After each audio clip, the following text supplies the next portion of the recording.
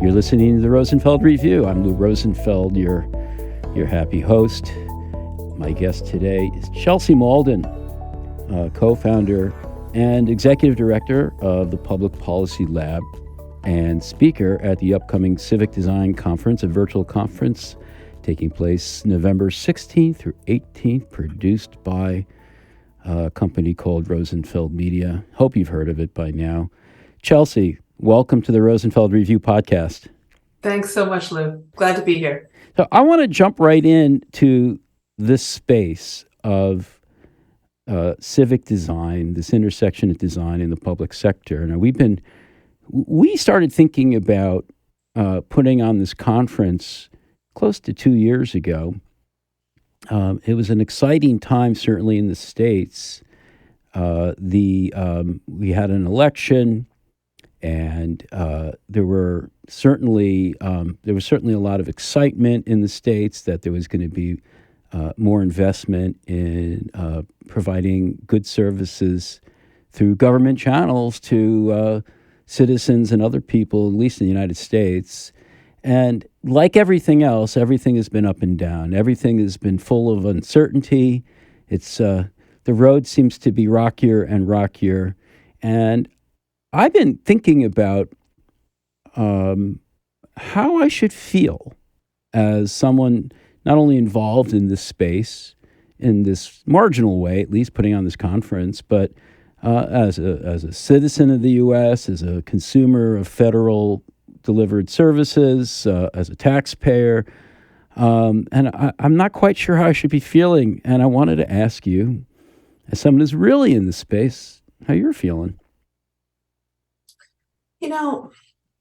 So my organization is a nonprofit organization that partners with people inside of government to help them use human-centered design methodologies, research methodologies to figure out new ways to both invent policy and deliver public services, which are enabled by policy.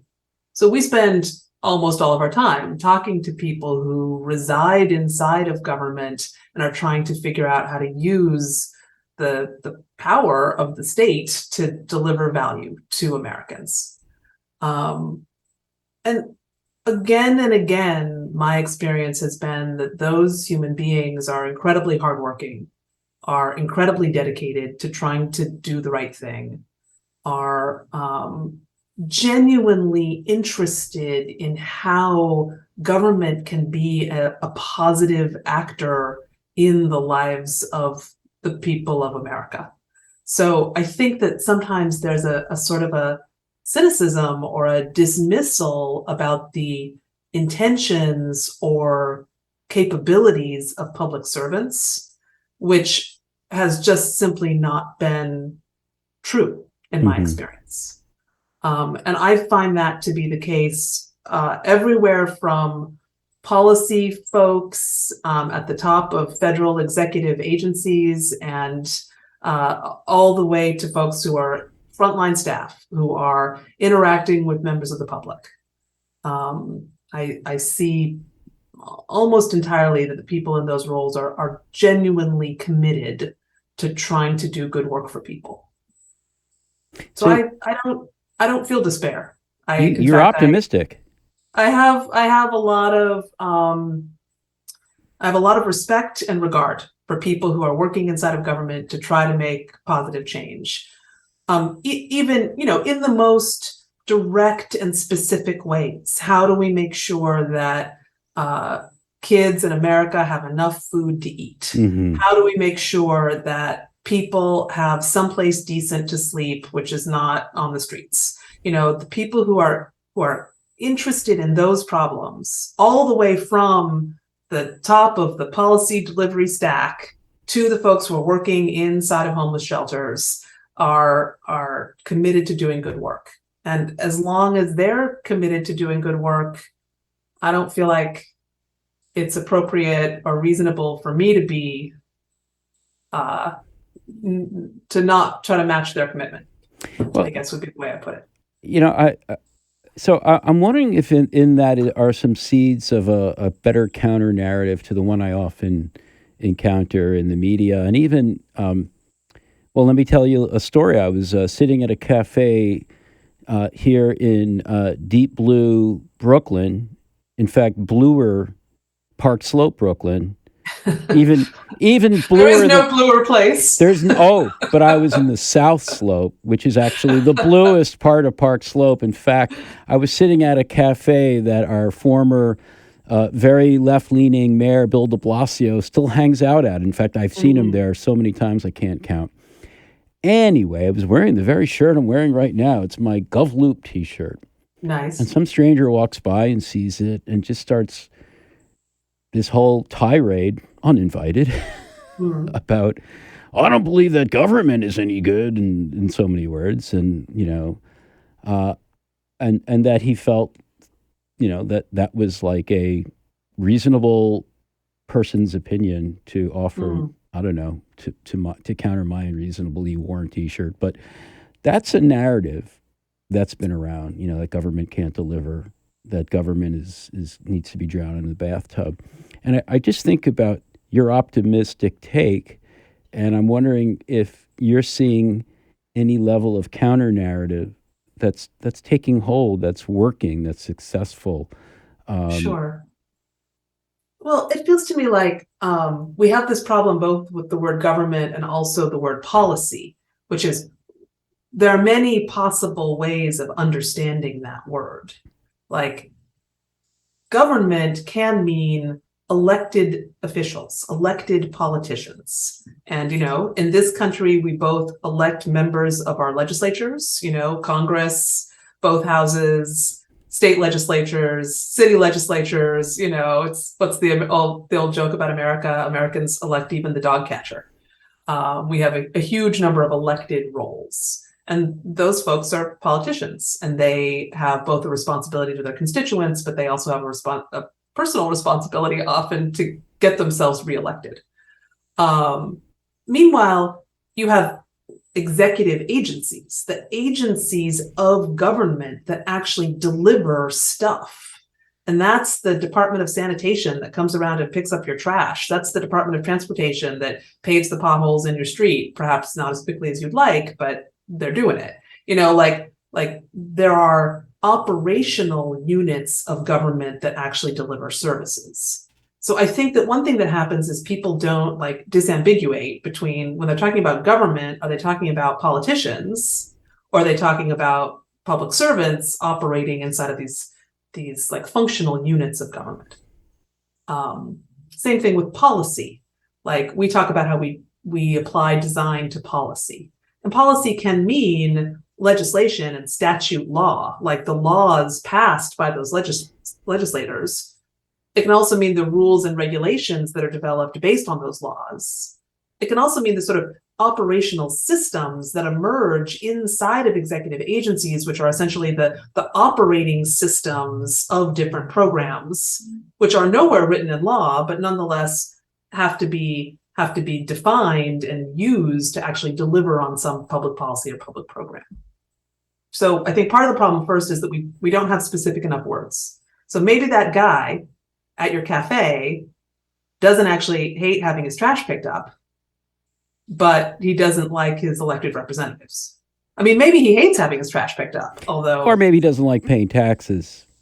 maybe, but does he want to pick up his trash? No. Right. I mean, I think that what we do in a representative democracy is we essentially pay taxes, and those taxes go to run a whole set of operations, which then individual people don't have to run. You don't have to take your own trash, to the, I remember when I was growing up, we would actually take trash to the dump and have to like pay to have the trash incinerated at the dump. So instead of doing that thing, you just have the garbage department come pick it up for you. It's interesting as you're talking about this. It's making me think of that guy and there was no we. There was no we in what he said or his mien. And I think about working with, let's say, authors or conference speakers, and I try to encourage them to get to we very quickly by establishing it's a silly formula, I plus you equals we. Who am I? Who are you? Together, we are we. and we're on a journey together. And sometimes I feel like that's maybe missing from the public sector context, and maybe because those distances between I and you are just like literally great and tangible. Right.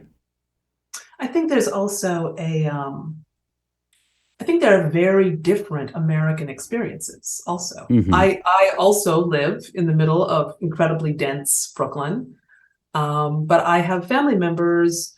I have a family member who lives in a town of 500 people in the high desert of Eastern Oregon. And what my expectations are about government regulation of something like building codes. Like, I don't want the building next door to me going up in flames or collapsing or having a gas leak or something. I want there to be a buildings department that comes and inspects that building, because I'm living right next to that building. If something bad happens with my neighbor's building, I'm totally going to be affected by that. But I know for my relative who lives in Oregon, it's a little crazy that anytime somebody builds a thing, you have to get an inspector from 150 miles away to come and do a building inspection on it. When if that backyard shed collapses, no one will even know, because someone's living on an 80-acre property and it doesn't create problems for people other than them. So, like, just to give one example, our contexts make us have very different needs and expectations of what is reasonable government regulation, and what is a reasonable level of interaction between the government and individual citizens in that context. Well, that might be a good segue to your work at the Public Policy Lab. I mean, are you exploring at that sort of broad, like as I'm saying, almost narrative level, different ways of framing policy, or do you get more into policy design? Is there another aspect to it? Yeah, I mean, so we use a human-centered methodology in our work. So fundamentally, when we begin to engage with a government partner about some project, we ask, who are all of the human beings who are involved in the creation and delivery of whatever this policy-enabled thing is? And that means, of course, the people inside of, directing or running the program, who are often our partners, and also the members of the public who are using or experiencing the public service, which is being enabled, but also everybody in the middle, the frontline staff who are the kind of point of interaction between the public and the service, the operational folks who are completely invisible, really, to the public, who are actually operationalizing the program. Collecting stories, and we try to do this in, we are inspired by the methods of ethnographers. We try to go to where people are and hang out there with them and see what is their life experience and what is happening when this policy is being delivered to people, or what is the mechanisms that people are using in their work to actually make this thing happen. When we do that, we end up collecting all these stories from different points in a system. And the work of the designer in that context is to do synthesis of all of those different, sometimes conflicting points of view, and say, what do all of these people share? What is their shared need from this system? Because if we can identify that, then that becomes a site for design. That becomes what we design to, is the shared requirement that everybody holds from the policy system. Well, that's interesting, because that maybe there's some commonality in the public sector setting that you're describing in large enterprises that a lot of designers work in these days. But there are so many streams, channels, data, evidence, stakeholders to synthesize. Right. And do you find that is maybe the biggest challenge for designers in this space? Are they equipped to do that type of synthesis? I think that in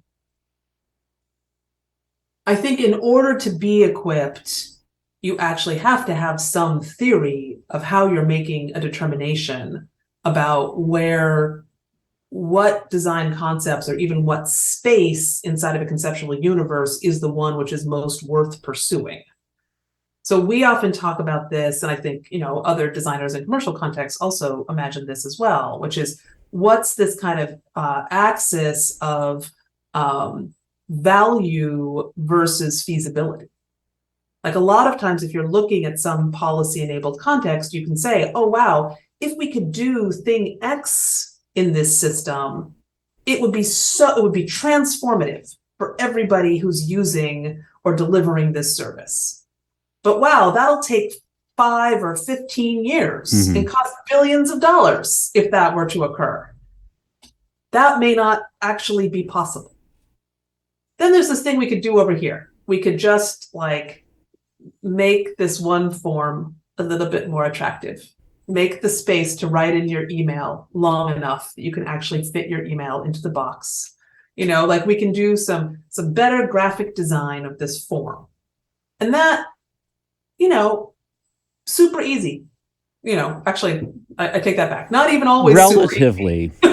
Relatively easy, but relatively low impact in terms of actually transforming the way that the service functions.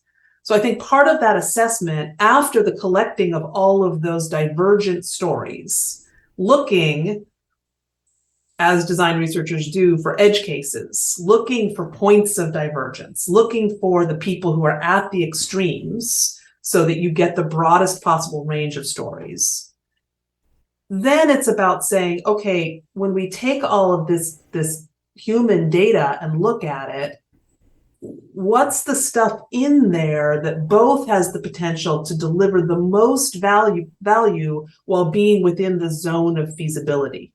They talk about with planets this idea of the Goldilocks zone, that if a planet outside of our solar system is too close to that foreign sun, it'll burn up. But if it's too far, it'll be too cold for life to emerge.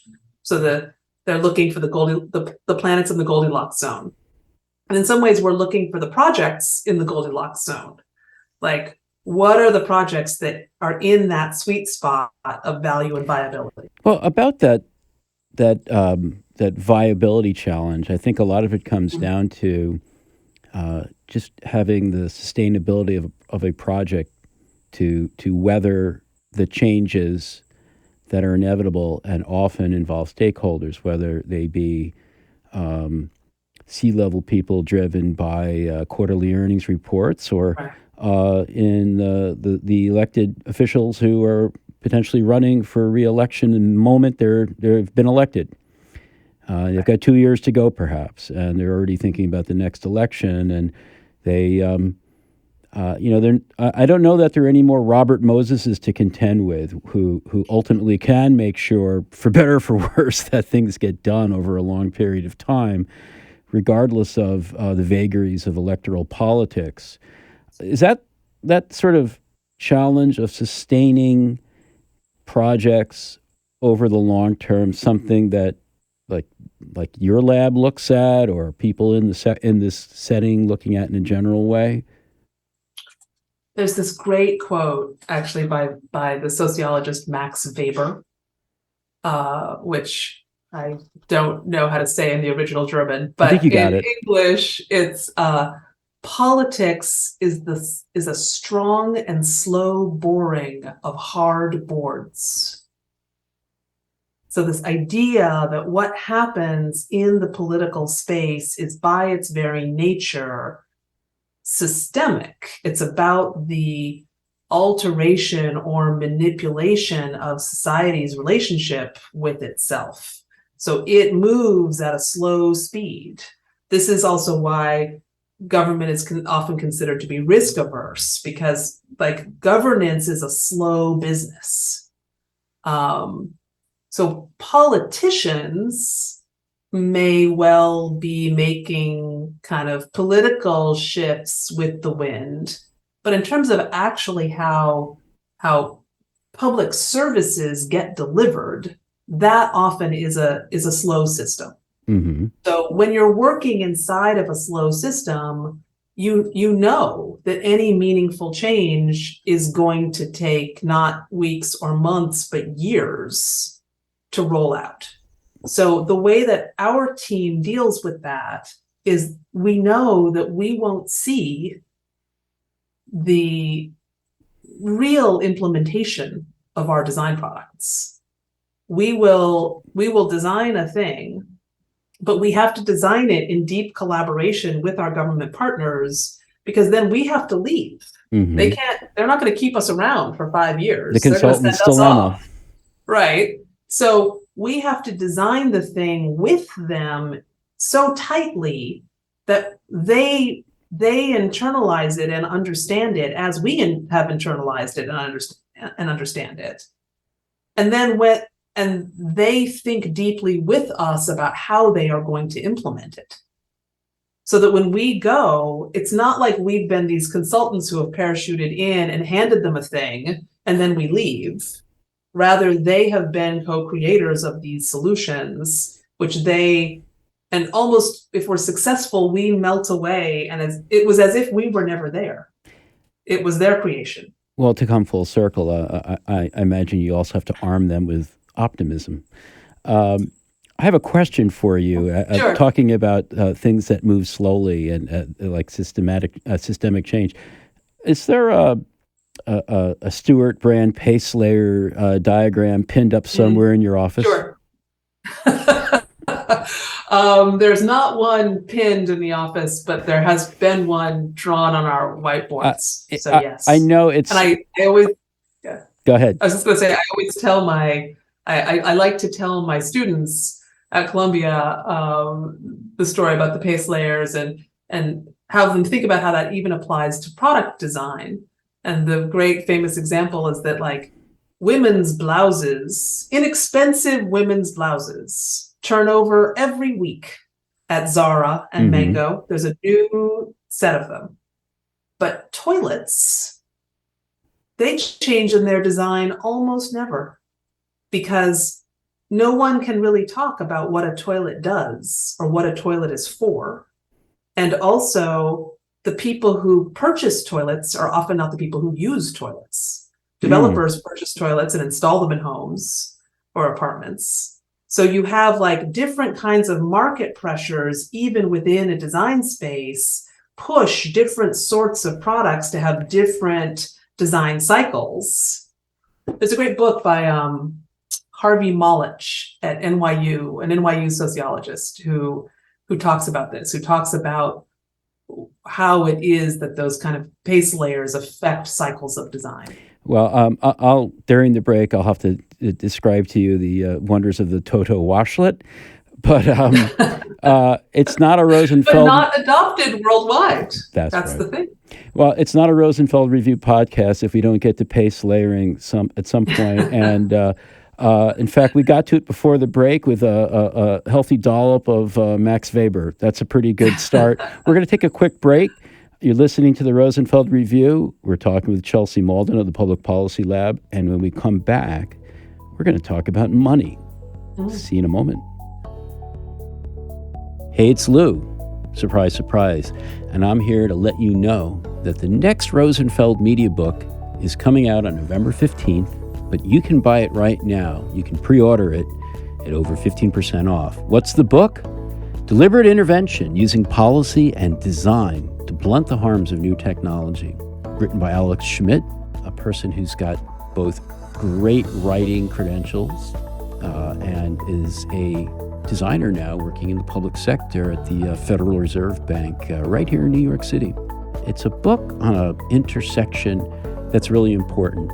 Designers really have to understand policy as a constraint, sometimes a good constraint, but always a challenging constraint, and what we can do with that constraint, whether it's understanding policy well and how it gets created, understanding tight policy constraints, looser ones, understanding how we can even work our way upstream to become part of the process of designing policies, and all together with the goal of reducing the harms that technologies are unleashing on the world. So I hope you'll have a look. Policy, design, fascinating intersection, excellent writer, Alex Schmidt, and the book, Deliberate Intervention Using Policy and Design to Blunt the Harms of New Technology. It's a Two Waves book, a Rosenfeld Media imprint, and you can get it, pre-order it now for 15% off at rosenfeldmedia.com. Welcome back to the Rosenfeld Review, talking with Chelsea Mauldin of the Public Policy Lab, also a speaker at the upcoming Civic Design Conference, produced by Rosenfeld Media, taking place virtually November 16th through 18th. We hope you'll be there, partly to learn from Chelsea about the money. In fact, the title of her talk is Let's Talk About Money. Well, let's talk about money, Chelsea. Is this the money coming in, the money going out? It's all the money. And I have to tell you, my team at the Public Policy Lab has actually made a little Slack emoji of my head with a little $sign coming out of it. Because it's a little running joke about me always wanting to talk about the money. But even when one is running a not-for-profit organization, as I do, one's life still involves conversations and questions about money. And those questions are something like this. So we run a not-for-profit. Our not-for-profit organization doesn't rely primarily on donations. It's not like the organizations that send you a flyer and say, send us $20. Rather, we primarily go to large philanthropies and ask for grants to fund our work. Or we actually have contracts with government agencies who provide us with revenue in exchange for us providing them with research and design and strategic advice. So one big question is, how much should our engagement in a project cost? How do we decide whether X amount of work carried out by X amount of people over X amount of time, how much should that cost? This is, in fact, the question of any professional services organization, whether for-profit or not-for-profit. So that's a big question. And then a related question is, how much should we get paid? Mm-hmm. How much should everyone on the team receive? Our organization is sort of unusual in that we have highly skilled, highly trained and educated people doing our work. People who, if they went to private sector roles, could certainly make more money, but who are interested in doing public sector work. So how do we compensate them? Do we compensate them like the highly trained professionals they are, or do we compensate them as people who are working in a public interest, not-for-profit organization, or something in the middle? And then finally, how do we make all those decisions based on our values? We're a public interest organization. So our mission is explicitly not to generate profit. Our mission is to generate positive value in the world. So how do we make our decisions about money reflect the fact that we're trying to make positive value in the world? That means perhaps taking projects even when they're not going to be super profitable. It means paying people really well so that they have a good quality of life. But also, if you pay people super well and take some projects that are not profitable, you'll go out of business. Mm-hmm. You will cease to have enough revenue to continue to operate the organization, which is supposed to be that engine of change. Feels to me like, in as much as there's been, there's a growing civic design community, but it didn't feel to me like I heard many people actually talking about the fundamental economics of how a civic design consultancy or a civic design arrangement between a government partner and a outside of government partner. I didn't hear anyone talking about that, but that is in fact what drives the viability of the work. So the reason I proposed this talk was because I thought, let's start having a conversation about the way that money either enables or smothers the ability to do good work in this space. I like that you went at it from both directions there. Have you gotten as far as to put together a framework that? Indeed. Yeah. Yeah. Oh, yeah. wow. Yeah. So we have something that we call the plorg mod. It's the PPL organizational model, and it's a three-piece thing. Each piece of which interacts with each other piece. One of which is a pay scale, which is transparent. Everybody in our organization knows how much everybody else in our organization makes and why. It's based on a set of objective criteria so that we can figure out how to pay people and how to give people raises. Additionally, we have a project execution model, which is based on an agile software development framework, which allows us to scope out projects based on standard sprints and releases in order to conduct the work over a given period of time. And then we have a costing model that allows us to essentially say, okay, depending on the size of the team who's going to work on this project and the duration of the project and its level of intensity, that tells us how much a project needs to generate in terms of revenue for it to be affordable for us to execute it. And that also is transparently available to every member of our team. We also make our internal books, our internal bookkeeping is completely available to every member of our team. So that everybody on the team knows how much a project is bringing in, how much time we're dedicating to it, how their billable hours relate to the profitability of the revenue generation of that project, all of that. That's amazing. So would it be fair to say that someone attending the Civic Design Conference in November could come away from it with a reasonably good model or framework to do the same work with their own services and how they are compensating their own people, obviously as a start? That is my hope. And I think mainly what I also want people to be aware of is that it's not just about like having some spreadsheet that does this. It's actually about a pretty deep investigation and an ongoing investigation with your team about how you are using money in the organization to both enable good work and create the maximum of freedom and satisfaction for everybody who works there. Like, everyone could make more money, but that would mean we would need to take on more projects. Mm-hmm. If we take on more projects, that means more labor. That means probably less time off. You know, there are always trade-offs working as we do in the context of capitalism, where there is an hour of someone's time and there is $1 of someone's revenue that's going to get generated. So really being able to have those conversations, and I feel like it's particularly important that we have it with our junior staff, with our folks who are in their 20s, who are just starting out in their professional careers. I feel like when I was a young professional, no one explained any of that to me. I didn't understand the relationship between what I was getting paid and the work that the corporation I worked for did. And I think it would have been empowering if I had understood that. And I think it's so important in this particular setting where values are a big reason that people are here in the first place. And you can't just peg it to the private sector in terms of what people are being paid, what clients are being charged, but also it's a different value system altogether. Right. So thank you for sharing that. Sure. You are very generous, because I know that at the end, well, you know that at the end of our Rosenfeld Review podcast, we always have a gift for our listeners from our guests. But in this case, Chelsea's got 2 for us because she's really generous. It's holiday season's upon us.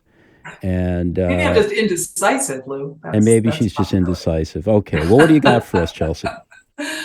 Well, you asked for a gift, and one immediately, and the prompt was, what's something that is valuable for you that you don't know that if everybody knows about it? So one thing that I have to say I use continuously in my own life leading this organization is the idea of the Eisenhower matrix, which is a sort of task sorting and effort triaging tool, supposedly invented by Ike himself, or at least popularized by Eisenhower, which is about thinking about everything you have to do in terms of its relative urgency and its relative importance. And things that are both urgent and important are what you should always do first. So you have that 2x2. Exactly. Got exactly. The danger is that things that are urgent but actually not that important are what tend to then swarm your to-do list. Mm-hmm. And you spend a lot of time knocking off tasks that feel time sensitive but actually aren't all that meaningful for whatever effort you're trying to run, whether that's World War II or a small design organization. But really what Eisenhower said is the stuff in the quadrant, which is important but not urgent, that is the entire strategic future of whatever it is that you are working on. And that is the space that you must jealously guard and attempt to always hold your time for, is for the stuff which is deeply important to achieving what it is you want to achieve, but that doesn't have an immediate deadline attached to it. Because it's so easy to push it off. So where the future lives. You're going to take us from the beaches of Normandy now to a completely different idea for a gift. Indeed. And this was actually a gift that was given to me. So this is a gift. I'm re-gifting this gift. I took a sabbatical last summer. And before I took that sabbatical, I asked friends and colleagues, what should I do on my sabbatical? What do you recommend for me? To refresh and rejuvenate my brain. And one of my government partners said, you should set aside some time to read poetry. You should let poetry, in the way that it is not always as linear as prose or certainly nonfiction reporting, let that change your brain. And so I signed up for a daily newsletter from the Poetry Foundation, poetry.org, and they sent me a poem every day. And many times I don't like the poem. And I this is not a poem for me. But every so often, every couple of weeks, there's a poem that provides some real mind expansion. And that, I think, is a valuable function in the lives of busy people who are focused on getting things done. Having something in your life that regularly reminds you to look at the world through different eyes. Well, Chelsea, you're a gift that keeps giving because you've all obviously given us a lot here today. And I'm going to sign up for that newsletter from poetry.org. Thank you so much for sharing. Thank you, Lou. And it's my pleasure. It's always great talking with you. Chelsea Mauldin, Executive Director and co-founder of the Public Policy Lab here in wonderful Brooklyn, New York, USA, and speaker at the upcoming Civic Design Conference taking place virtually November 16th through 18th. Be there, learn from Chelsea, and keep optimistic. Thanks, folks, and thanks again, Chelsea. Thanks for listening to the Rosenfeld Review, brought to you by Rosenfeld Media. If you like our show, please subscribe and review it on iTunes, Stitcher, or your favorite podcast platform. I'd love it if you tell a friend to have a listen, and check out our website for over 100 podcasts with other interesting people. You'll find them all at rosenfeldreview.com.